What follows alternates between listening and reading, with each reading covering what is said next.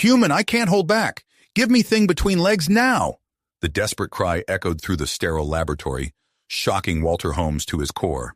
He turned to face Quasar, his Bolian research partner, her blue skin flushed a deeper shade, and her bifurcated ridge quivering with barely contained emotion. The year was 2157, and humanity's thriving colony on Xerxes 9 teetered on the brink of a diplomatic catastrophe. Walter, a 35-year-old xenobiologist, had arrived on this distant planet just months ago to study Bolian physiology and reproduction. The Bolian government, in a gesture of scientific cooperation, had assigned Quasar, a 28-year-old female Bolian scientist, to assist him. Their work began smoothly in a state-of-the-art facility on the outskirts of the Bolian capital. Days turned into weeks as they conducted experiments and analyzed data. Walter noticed Quasar's growing fascination with human anatomy and mating practices. At first, she recoiled in fear at the sight of holographic models depicting human reproductive organs. The size and shape of male genitalia particularly disturbed her. "Our mating process is far less physically intrusive," Quasar had explained, her voice trembling. Walter attempted to reassure her, providing clinical explanations and maintaining a professional demeanor. But as time passed, Quasar's fear morphed into an intense curiosity. The tension between them built steadily. Quasar peppered Walter with increasingly detailed questions about human sexual practices. He answered factually, striving to keep an emotional distance. Yet the air in the lab grew thick with unspoken desires and cultural taboos. Tonight, everything changed. Walter had returned to the lab to retrieve a forgotten data pad. He found Quasar transfixed by a holographic simulation of human mating, a simulation she had accidentally activated and failed to turn off.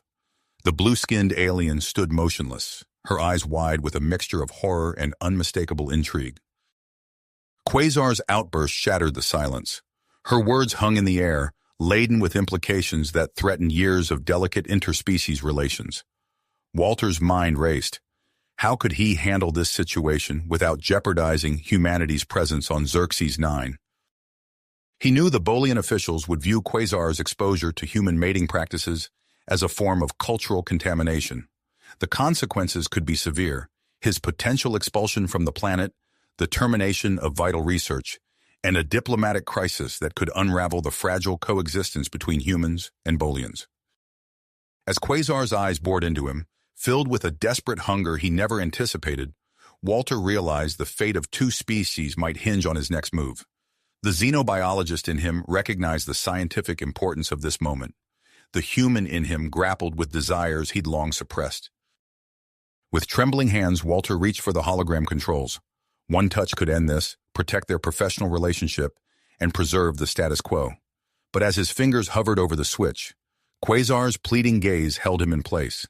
In that frozen moment, the future of human-Bolian relations hung in the balance, teetering between scientific discovery and interspecies scandal. Walter's finger hovered over the hologram controls for a moment that felt like an eternity. With a deep breath, he lowered his hand, leaving the simulation active. "Quasar, we need to discuss this rationally," he said, his voice strained. Before Quasar could respond, the lab door slid open with a hiss. Minister Zaxelor, a stern-faced Bolian with deep navy skin, strode in, flanked by two security officers. "What is the meaning of this?" Zaxelor demanded, his eyes darting between Walter, Quasar, and the explicit hologram. Walter fumbled for words, but Quasar spoke first. "Minister, I can explain." "Silence," Zaxelor barked. "Human, you will be escorted to your quarters immediately. Your presence on a Xerxes 9 is hereby terminated." As the security officers moved towards Walter, another figure entered the lab, Dr. Elena Reeves, the human ambassador. Her crisp suit and authoritative demeanor commanded attention. "Minister Zaxelor, I must object," Dr. Reeves interjected. "We can't allow a misunderstanding to jeopardize years of scientific cooperation." Zaxler's ridge furrowed. "Misunderstanding? This human has corrupted one of our scientists with his species' depraved mating practices." Dr. Reeves raised a placating hand. "Perhaps we can turn this incident into an opportunity for greater understanding between our peoples." The tension in the room was palpable as Dr. Reeves proposed a cultural exchange program. Walter and Quasar listened in stunned silence as their fate was debated. After hours of heated negotiation, a compromise was reached.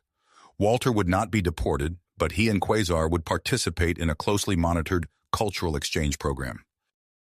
The following week found Walter and Quasar awkwardly occupying the same living space. Quasar kept her distance, eyeing Walter warily as if he might suddenly sprout additional appendages. "Would you like some coffee?" Walter offered one morning, attempting to break the ice. Quasar nodded hesitantly. As Walter prepared the drinks, he explained the human ritual of sharing a morning beverage. Quasar listened with cautious interest, her earlier fervor replaced by a more measured curiosity. Days passed, filled with careful explanations of human customs. Walter introduced Quasar to earth foods, music, and even taught her to play chess. Gradually, Quasar's rigid posture relaxed, and she began to ask more questions. One evening, as they watched a human romantic comedy hologram, a kissing scene appeared. Quasar leaned forward, her ridge quivering with interest. "Walter, what is the purpose of pressing mouths together?" she asked. Walter cleared his throat. "Well, kissing serves multiple functions in human culture. It's a form of greeting, affection, and sexual expression. Biologically, it allows for the exchange of pheromones and—" "But how does it feel?" Quasar interrupted, her eyes fixed on Walter's lips. Walter shifted uncomfortably. "It's pleasant. When done with someone you're attracted to, it can be quite stimulating." Quasar was silent for a moment, then spoke softly. "I would like to experience this for research purposes." Walter's heart raced. "Quasar, that wouldn't be appropriate. We're colleagues, and the cultural implications—" "Please," Quasar insisted. "It's crucial for our cultural exchange. How can I truly understand human intimacy without experiencing it?" Against his better judgment, Walter nodded. "All right, but just a brief experiment." They leaned towards each other awkwardly. As their lips met, Quasar's eyes widened in surprise. What began as a clinical exercise quickly transformed. Quasar pressed closer, her hands grasping Walter's shoulders. Walter pulled away, his breath coming fast. "We should stop." Quasar touched her lips, looking dazed. That was, unexpected. The atmosphere in their shared quarters changed after the kiss. Quasar's fear of human physicality had vanished, replaced by a keen interest that made Walter increasingly nervous. He caught her watching him when she thought he wasn't looking, her gaze lingering on his hands, his mouth. Walter struggled to maintain professional boundaries, acutely aware of his own growing attraction to the blue-skinned scientist. He threw himself into his work, spending long hours in the lab to avoid being alone with Quasar. Their uneasy equilibrium was shattered when Minister Zaxelor burst into the lab, his face contorted with rage. "We trusted you," he shouted at Walter, "and you repay us by corrupting our scientist with your primitive mating rituals?" Walter paled. "Minister, I don't understand." "Don't play innocent," Zaxelor spat. "We know about your kissing experiment. This program is terminated. You will leave Xerxes 9 immediately." As security officers moved to escort Walter out, Quasar stepped between them. "Minister, please. This is a misunderstanding. The kiss was my idea, part of our cultural exchange." Zaxler's eyes narrowed. "You shame yourself and our people, Quasar. Both of you will face consequences for this violation." As word of the incident spread, the human and Bolian communities on Xerxes 9 became increasingly polarized. Protests erupted outside the research facility, with humans defending Walter's actions as cultural education, and Bolians decrying it as corruption of their values. Caught in the center of the storm, Walter and Quasar found themselves working frantically to salvage not only their research, but the peace between their species. As they pored over data and drafted proposals to appease both governments, Quasar's hand brushed against Walter's. They froze, the air between them charged with undedication tension. "Walter," Quasar began, her voice low, "what are we going to do?" "Walter," Quasar began, her voice low, "what are we going to do?" Before Walter could respond, the lab door slid open, revealing a stern-faced Bolian security officer. "Your work period has ended," he announced flatly. "Return to your quarters immediately." Walter and Quasar exchanged worried glances as they gathered their belongings. The constant surveillance had become suffocating, turning their once vibrant research environment into a pressure cooker of tension and unspoken desires. As they walked down the corridor, flanked by watchful Bolian guards, Walter noticed Quasar's unsteady gait. Her normally azure skin had taken on a deeper, almost purple hue, and her bifurcated ridge quivered visibly. "Are you feeling all right?" Walter whispered, concern etching his features. Quasar nodded quickly, avoiding eye contact. "I'm fine," she muttered, but her body language told a different story. Once inside their shared living space, the door sealed behind them with a hiss. Walter turned to Quasar, determined to get answers, but she brushed past him, heading straight for her private quarters. "Quasar, wait," Walter called after her. "We need to talk about what's happening."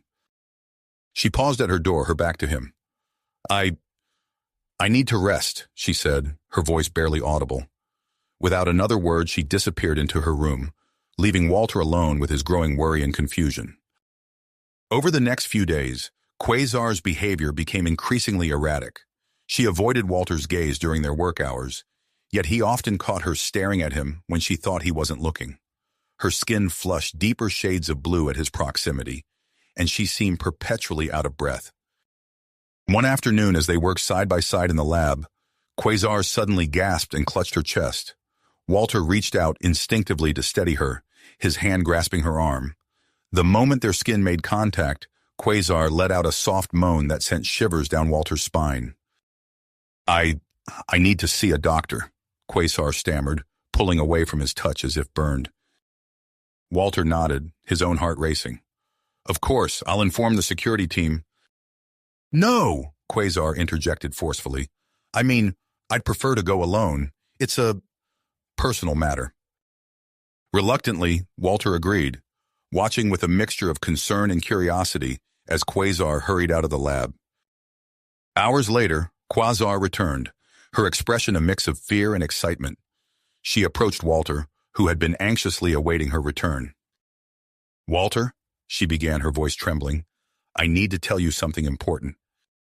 Before she could continue, alarms blared throughout the facility. The lab's comm system crackled to life, filling the room with Captain Sarah Martinez's authoritative voice. "Attention all personnel. We have a code red situation. Hostile protesters have breached the outer perimeter. All non-essential staff, evacuate immediately. Security teams, report to your designated positions." Walter's eyes widened in shock. "What's happening?" Quasar's face paled to a lighter shade of blue. "It's because of us," she whispered. "Our experiment. Word must have gotten out." The lab door burst open, revealing Captain Martinez, her short-cropped hair disheveled and a fresh cut on her scarred cheek.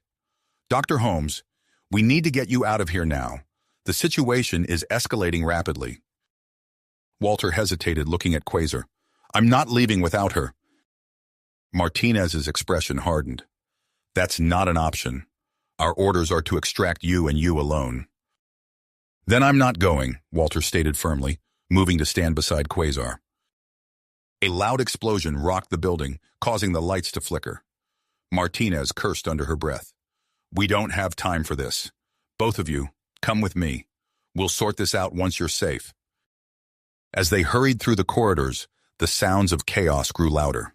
Through the windows, they could see a sea of angry Bolian faces, their normally placid features contorted with rage. At the forefront stood a charismatic male Bolian with vibrant teal skin, leading the chants with a megaphone.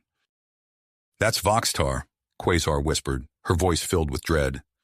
"He's an isolationist leader. He believes any contact with other species will corrupt Bolian purity." They rounded a corner and found themselves face to face with a group of protesters who had breached the inner defenses. Martinez reacted instantly, pushing Walter and Quasar behind her as she drew her weapon. "Back to the lab!" she shouted, firing a warning shot over the crowd's heads. They retreated, sealing themselves inside the research facility. Martinez barked orders into her comm unit, coordinating with the remaining security forces to fortify their position. Walter turned to Quasar, grasping her hands in his. "Are you okay?" he asked, his eyes searching hers. Quasar nodded, then took a deep breath. "Walter, I need to tell you something. The doctor I saw, she discovered that my body is changing, adapting to become more compatible with humans, with you." Walter's eyes widened in surprise. "What does that mean?" "It means," Quasar said, her voice barely above a whisper, "that I'm physically preparing to mate with a human. With you, Walter." The air between them crackled with tension. Walter felt his heart pounding in his chest, a mix of scientific fascination and primal desire coursing through his veins. Before either could speak further, another explosion rocked the building. Martinez's voice cut through their moment. "The outer defenses are failing. We need to prepare for a direct confrontation." As they moved to help fortify their position, Walter and Quasar exchanged a look filled with unspoken longing and fear. The sounds of the angry mob grew louder, and the future of human-Bolian relations hung by a thread. In this moment of crisis, surrounded by chaos and uncertainty, Walter and Quasar found themselves drawn together, their personal desires and professional obligations colliding in a maelstrom of emotion and duty. Walter and Quasar found themselves drawn together, their personal desires and professional obligations colliding in a maelstrom of emotion and chaos. Another tremor shook the building, sending loose equipment clattering to the floor. Captain Martinez's eyes darted around the room, assessing their dwindling options. "We can't stay here," she announced, her voice cutting through the din of alarms and distant shouting. "There's an emergency tunnel system beneath the complex. It's our best shot at getting out of here alive." Walter's eyebrows shot up. "I didn't know about any tunnels." "That's the point, Doctor," Martinez replied, already moving towards a hidden panel in the wall. "Gather what you can. Essential data, compact equipment. We leave in 2 minutes." As Walter and Quasar hurried to collect their most critical research materials, Martinez input a complex series of codes into the concealed keypad. With a pneumatic hiss, a section of the floor slid away, revealing a dark opening barely wide enough for a person to fit through. "Down you go," Martinez ordered, ushering them towards the hole. "My team will cover our escape." Walter hesitated at the edge, peering into the inky blackness below. Quasar placed a reassuring hand on his shoulder, her touch sending a jolt of electricity through his body. "Together," she said softly. They descended into the tunnel, the cool, damp air a stark contrast to the heated chaos above. The passage was cramped, forcing them to move in single file, their bodies occasionally brushing against each other in the darkness. Walter's heart raced, and he wasn't sure if it was from the danger or his proximity to Quasar. As they navigated the winding tunnels, guided by Martinez's handheld scanner, they encountered several obstacles. A cave-in blocked their path, requiring them to clear a narrow opening to squeeze through. At one point, an old security door refused to budge, its ancient locking mechanism corroded with age. "Stand back," Quasar said, moving to the front of the group. With a strength that surprised even her, she wrenched the door open, metal groaning in protest. Walter stared at her in amazement, noticing the deep purple flush of her skin and the slight tremble in her hands. "Quasar, your body," he began, but she cut him off with a shake of her head. "Later," she murmured, her eyes meeting his with an intensity that made his breath catch. They pressed on, the sound of pursuit growing fainter behind them. Just as Walter began to wonder how much further they could go, the tunnel opened into a vast domed chamber. The group stumbled to a halt, awestruck by the sight before them. The walls of the chamber were lined with intricate carvings and what appeared to be ancient technology. Artifacts of various sizes and shapes filled the room, some recognizably Bolian, others of clear human origin, and some defying easy classification. "What is this place?" Walter breathed, his scientific curiosity momentarily overriding his fear. Quasar moved closer to one of the walls, her fingers tracing the outline of a carving. It's a shared history," she said, her voice filled with wonder. "Humans and Bolians, working together, colonizing Xerxes 9 in harmony." Before they could fully process the implications of this discovery, the distant sound of shouting echoed through the tunnels. Martinez's expression hardened. "They found the entrance," she said grimly. "We need to move." But Quasar stood rooted to the spot, her eyes wide with realization. "This could be the solution," she said urgently. "If we can prove our species have a history of cooperation, it could diffuse the current crisis." Martinez hesitated, torn between her duty to protect and the potential importance of this discovery. After a moment's consideration, she made her decision. "My team and I will create a diversion," she said, her tone brooking no argument. "You two stay here. Gather what evidence you can. There has to be a way out through here. Find it." Before Walter could protest, Martinez and her security detail were gone, their footsteps fading into the darkness of the tunnel. He turned to Quasar, only to find her already busy examining the artifacts and technology scattered around the chamber. As they worked feverishly to document their findings, the sounds of conflict grew closer. Walter's hands shook as he attempted to interface his data pad with an ancient console, the stress of their situation weighing heavily upon him. Suddenly, Quasar was beside him, her warm hand covering his. "Walter," she said, her voice low and urgent.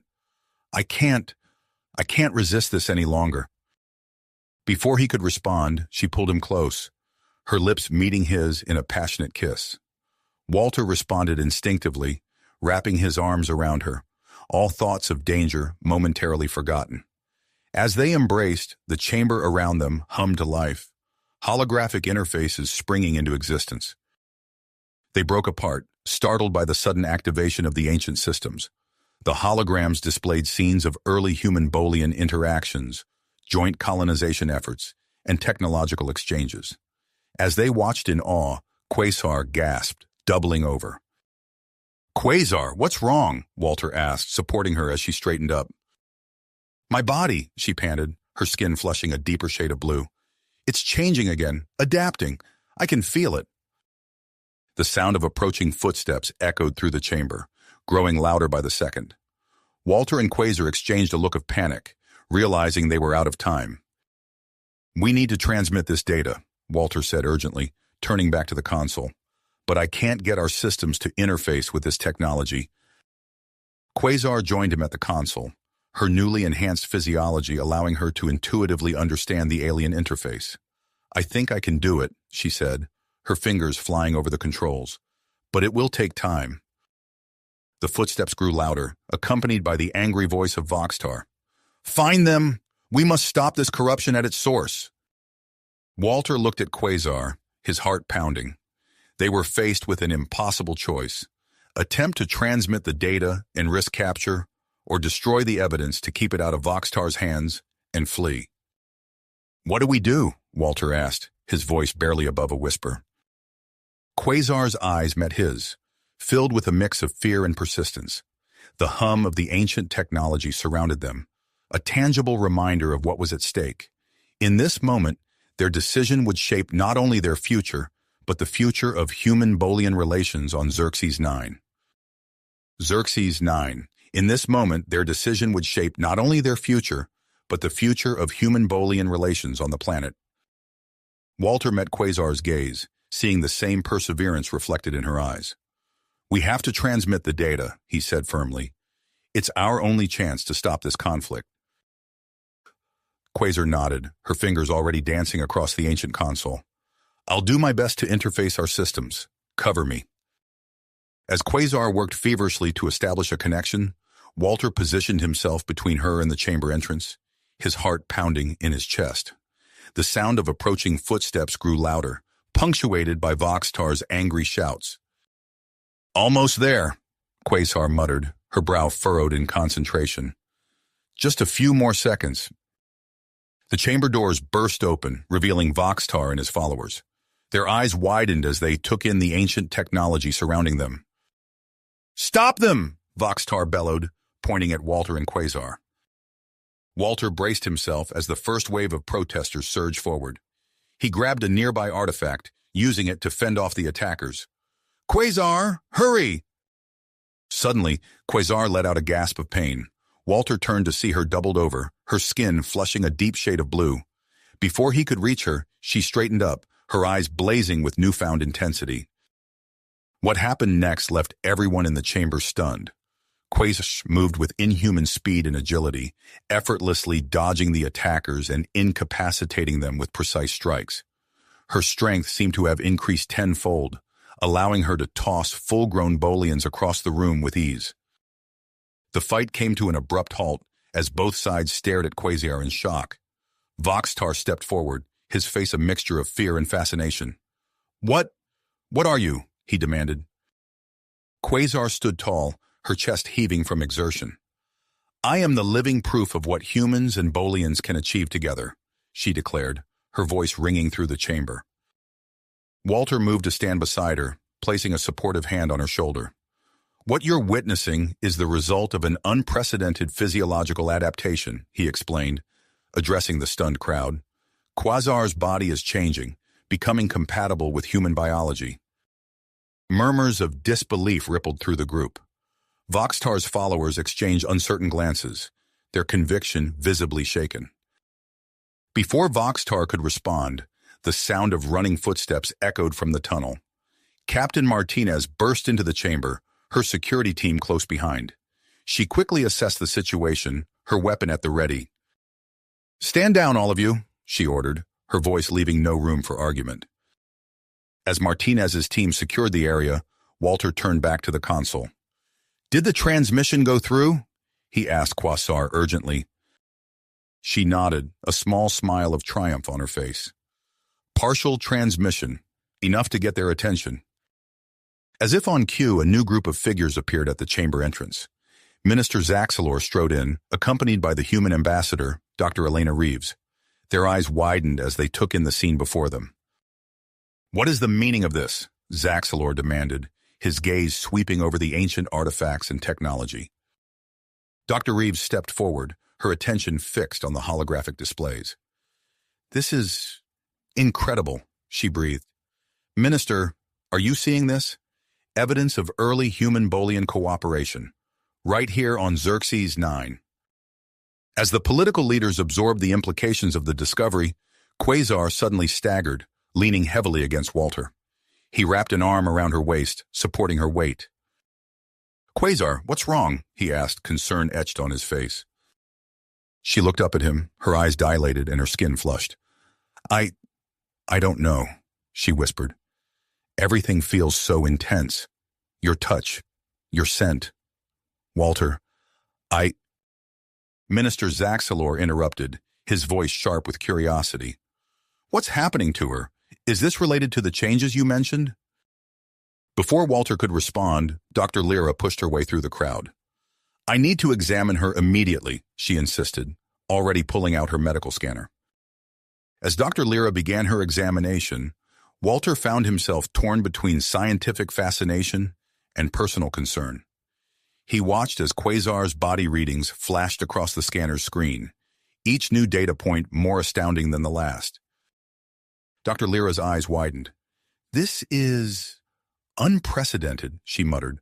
"Her cellular structure is realigning itself. It's as if her body is creating a bridge between Bolian and human physiology." Ambassador Reeves stepped closer, her diplomatic mask slipping to reveal genuine amazement.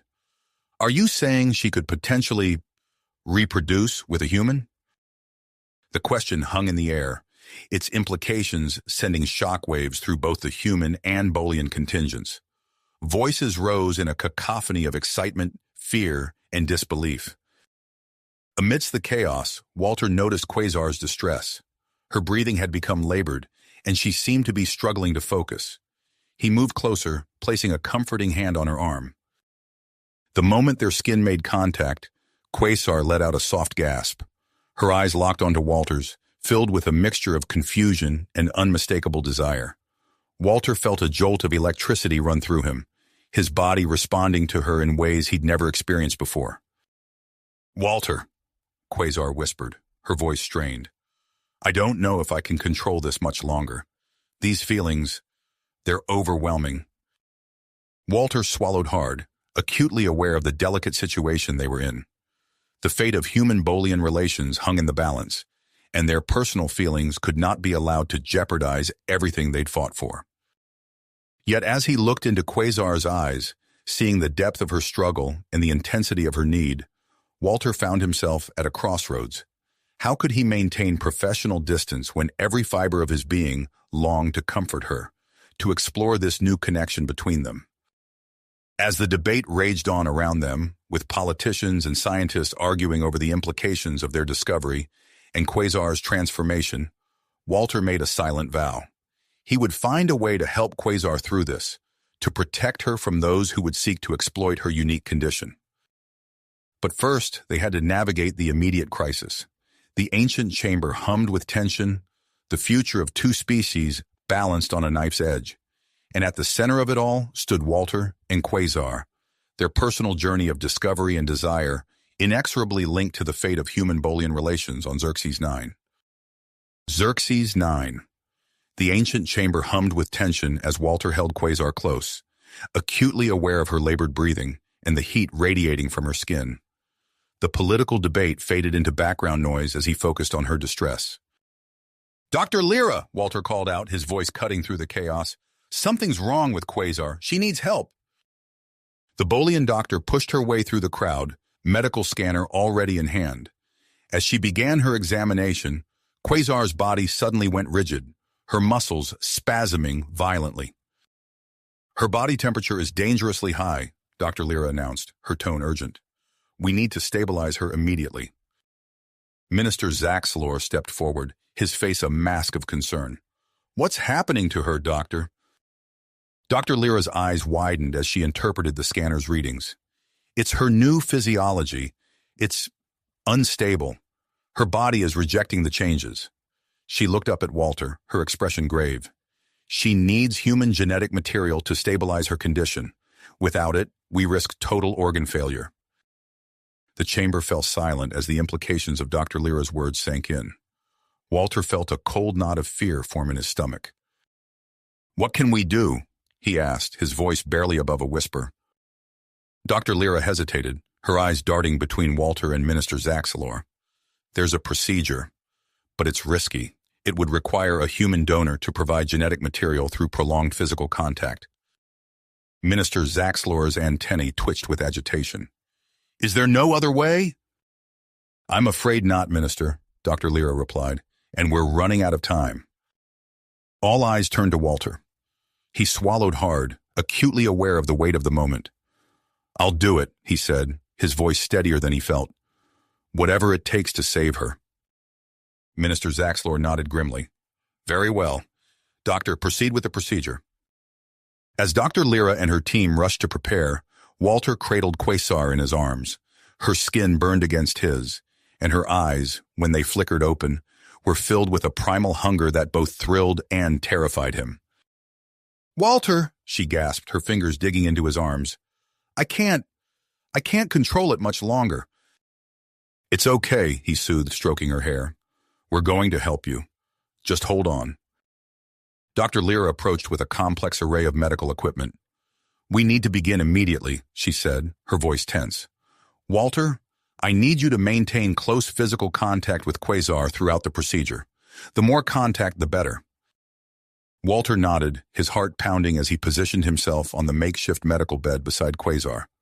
As soon as their bodies touched, Quasar let out a low moan, her control finally snapping. With strength born of desperation, she pulled Walter against her, her lips seeking his with frantic urgency. Walter gasped in surprise, torn between the need to help her and the fear of taking advantage of her altered state. "Hold her steady," Dr. Lyra shouted, struggling to attach monitoring devices to Quasar's writhing form.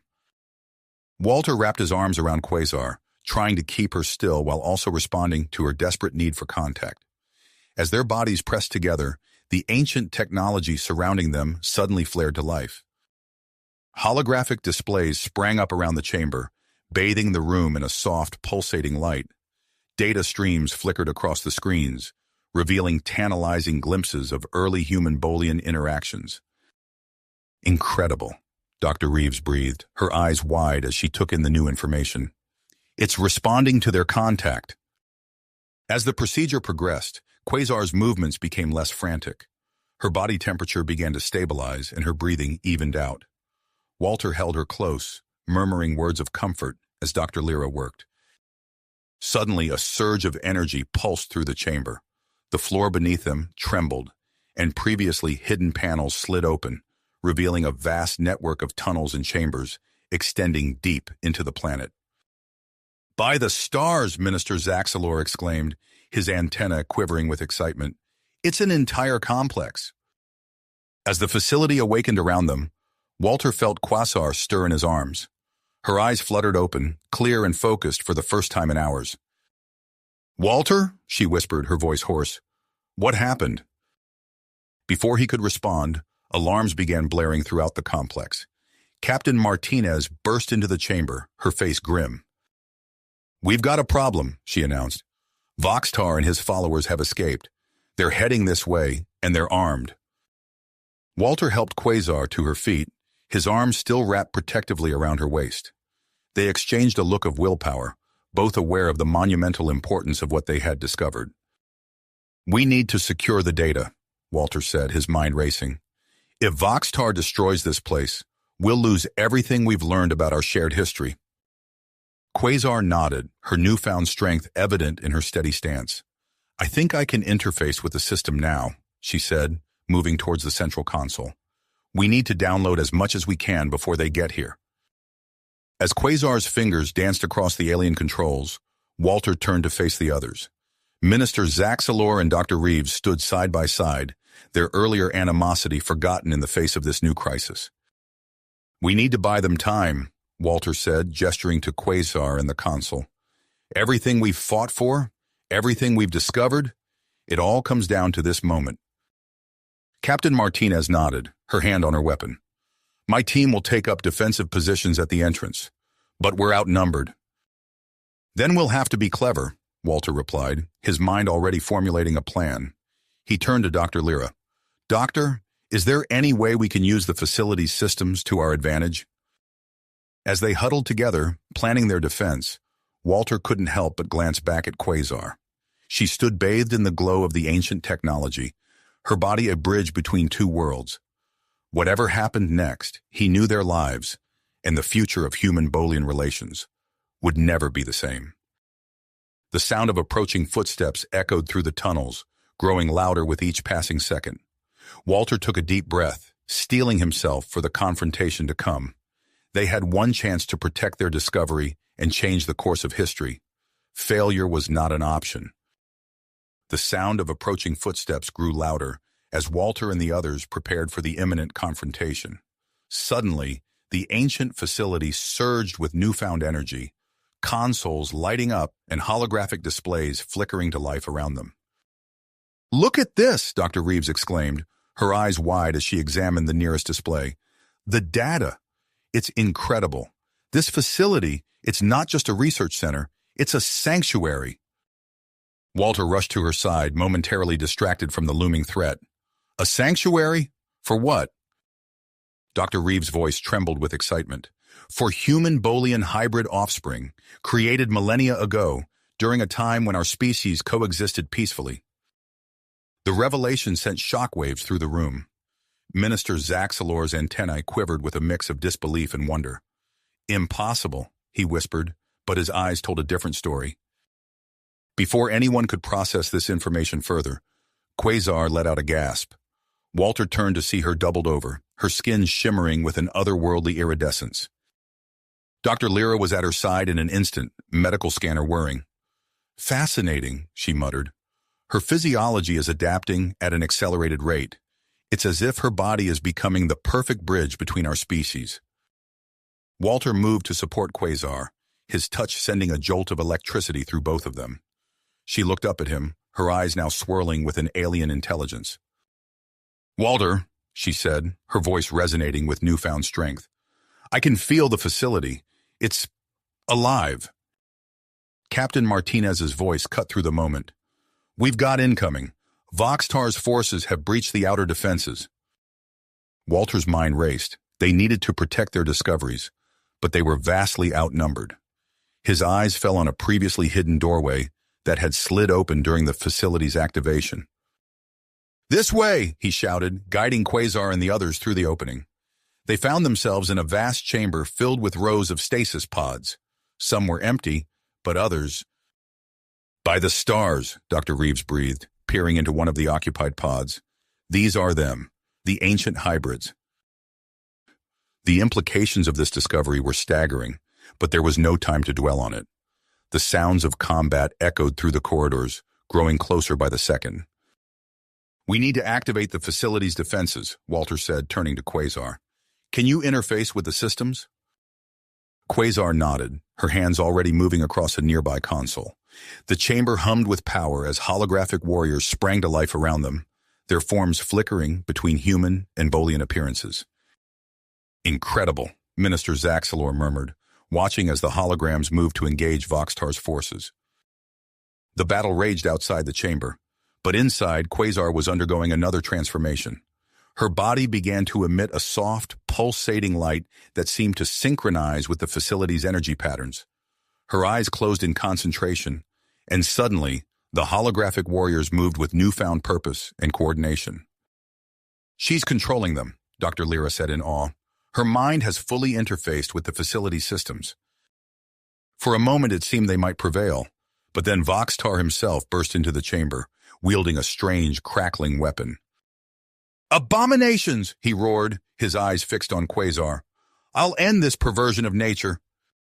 Walter didn't think, he acted. He threw himself between Voxtar and Quasar, just as the weapon discharged. A field of crackling energy enveloped them both, and Quasar screamed, not in pain, but in a kind of transcendent shock. The energy field pulsed, growing brighter and brighter, until everyone in the chamber had to shield their eyes. There was a deafening boom, and then silence. When the light faded, where Walter and Quasar had stood, there was now a single being.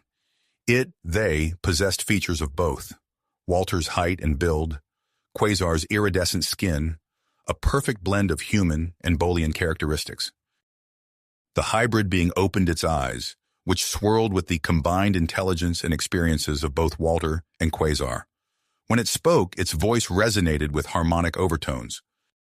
"Enough," it said, raising a hand. Instantly, every system in the facility responded. Voxtar and his followers found themselves immobilized, their weapons disabled. The being turned to address the stunned onlookers. "We are the culmination of what this facility was designed to create, a bridge between two worlds, two peoples who were never meant to be separate." With a gesture, the chamber filled with holographic projections, vivid scenes of ancient humans and Bolians living, working, and loving side by side.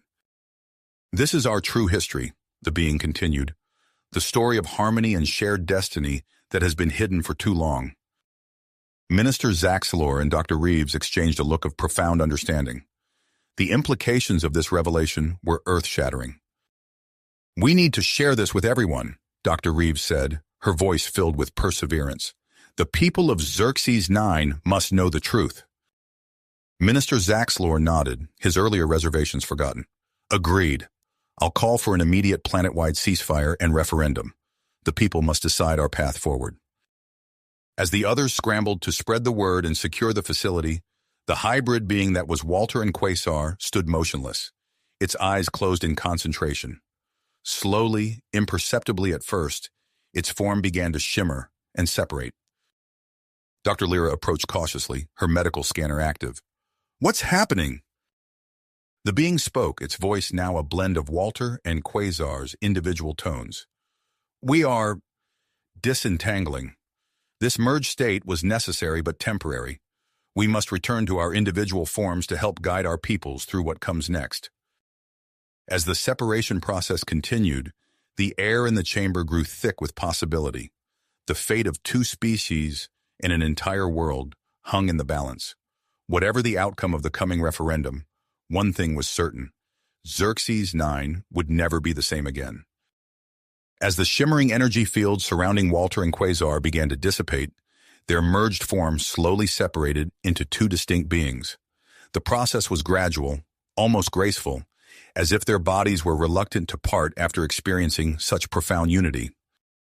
When it was complete, Walter and Quasar stood facing each other, their eyes locked in a gaze of wonder and understanding. They were themselves again, and yet fundamentally changed. I can still feel you, Quasar whispered, her iridescent skin pulsing with a soft glow. It's like an echo of our connection. Walter nodded, feeling the same resonance within him.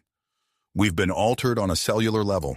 The merger wasn't just physical, it was a melding of our very essences. Dr. Lyra approached, her medical scanner humming as she examined them both. Fascinating, she murmured. Your physiologies have stabilized, but they've retained some of the hybrid characteristics. This could be the key to everything. In the days that followed, as news of their discovery spread across Xerxes 9, Walter and Quasar found themselves at the center of a societal transformation. The planet-wide referendum on human-Bolian relations passed with an overwhelming majority in favor of integration and cooperation. The ancient facility, once hidden and dormant, became a symbol of unity. Workers from both species labored side by side to convert it into a thriving community center. Where stasis pods once stood, meeting rooms and laboratories now bustled with activity. Walter and Quasar, hailed as heroes by both humans and Bolians, established a research institute within the repurposed facility. Their mission, to study and replicate the physiological changes Quasar had undergone. If we can understand the mechanism behind the adaptation, Walter explained to a mixed group of human and Bolian scientists, we might be able to develop treatments that allow others to experience the same compatibility. Quasar nodded, her antennae quivering with excitement.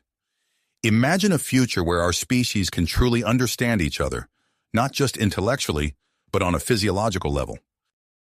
Their work progressed rapidly, fueled by the combined knowledge and resources of both species.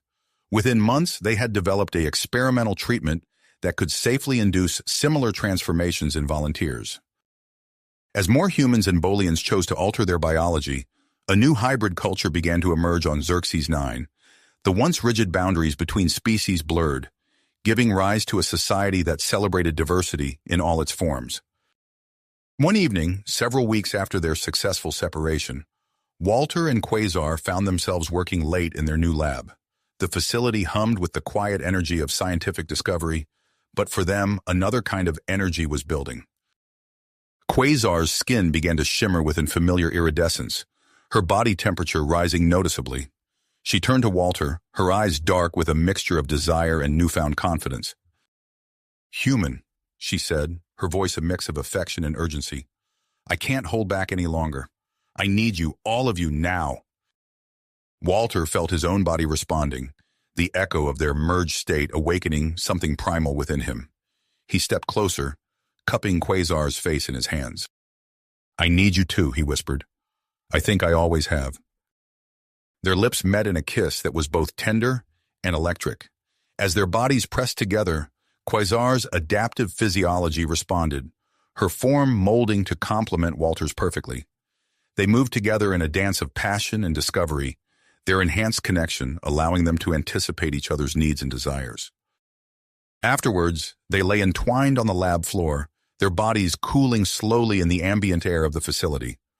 Walter traced the patterns on Quasar's skin, marveling at how they seemed to pulse in time with his own heartbeat. "I never imagined it could be like this," Quasar murmured, her antennae brushing softly against Walter's cheek. "When we first met, I was so afraid of these feelings, of how alien they were." Walter nodded, remembering his own initial reservations. "And now?" "Now," Quasar said, her eyes shining. "I can't imagine it any other way. We've come so far, Walter. Not just us, but all of Xerxes 9. As the years passed, their relationship became a beacon of hope for others. More humans and Bolians, inspired by Walter and Quasar's example, began to explore intimate connections across species lines. The treatments developed at their institute allowed for greater physical compatibility, but it was the emotional bonds that truly transformed Xerxes 9 society. On a warm evening 5 years after their fateful merger, Walter and Quasar stood on a balcony overlooking the sprawling community that had grown around the ancient facility. The setting suns bathed the landscape in a warm glow, highlighting the diverse architecture that blended human and Bolian styles. Walter slipped his arm around Quasar's waist, his hand resting on the gentle swell of her abdomen. Their child, the first naturally conceived human-Bolian hybrid, was due in just a few months. "Look at what we've built," Walter said, gesturing to the thriving city below. "A true union of our peoples." Quasar leaned into him, her antennae curling contentedly. "It's more than I ever dared to hope for. And yet, I feel like we're just at the beginning."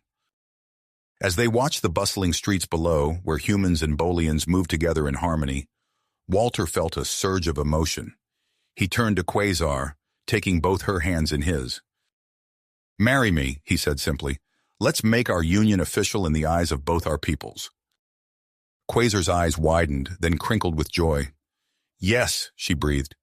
1,000 times. Yes. Their kiss was a promise, a celebration of how far they'd come, and the bright future that lay ahead. As they parted, a cheer rose from the street below. They looked down to see a crowd had gathered, humans and Bolians alike, all smiling up at them. In that moment, Walter and Quasar knew that their journey was just the beginning. The child growing within Quasar was just the beginning of a new chapter for Xerxes 9, a future where the lines between human and Bolian would continue to blur and reshape in beautiful, unexpected ways. You have reached the end of the story. If you enjoyed this story and want to support us, please leave a like and subscribe to our channel, and for every comment that says 88, I will heart every single one of them. Thank you for your time.